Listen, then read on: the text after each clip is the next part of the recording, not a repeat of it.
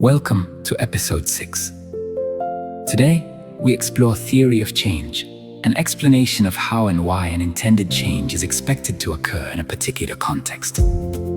Before we proceed to the main lesson, here is an important learning recommendation. Do not rush through the episode simply to complete it. If any concept is unclear, pause the audiobook and replay the relevant section. Take a moment to explain the concept in your own words and consider how you would apply it to a practical example from your workplace. Proceed with the lesson when you are confident that you understand the concept and can relate it to a strategic plan, program, or project, whether the project is formally structured or not. A theory of change should not begin with a list of activities. It begins with the long-term change we want to achieve. Step 1 is defining the intended impact or long-term change. Step 2 is identifying the outcomes required before that impact can occur. Step 3 is identifying the outputs and activities that will support those outcomes. Step 4 is explaining the assumptions connecting the different results levels. Step 5 is identifying indicators and evidence for testing whether the change pathway is working. Suppose an institution wants to improve service quality.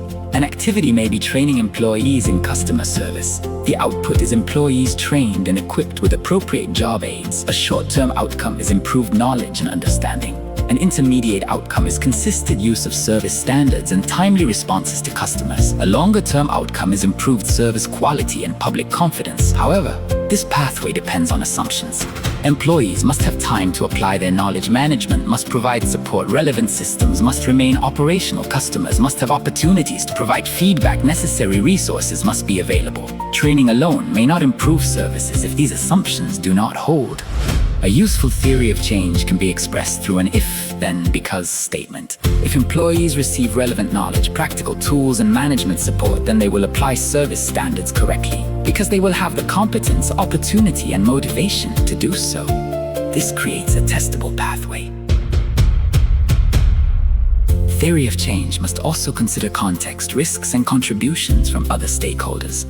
Complex change is rarely produced by one institution alone. Evaluators should avoid claiming complete attribution without adequate evidence. They can instead examine how the intervention contributed to observed change. A theory of change is not a diagram for decorating a report. It is a hypothesis that must be monitored, tested, and revised using evidence.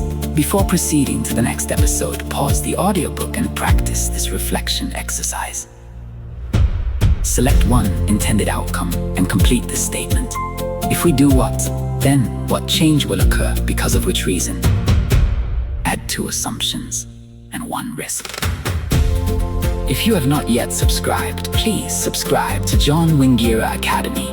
Please also share this audiobook with colleagues and others who want to strengthen their monitoring and evaluation knowledge and competence.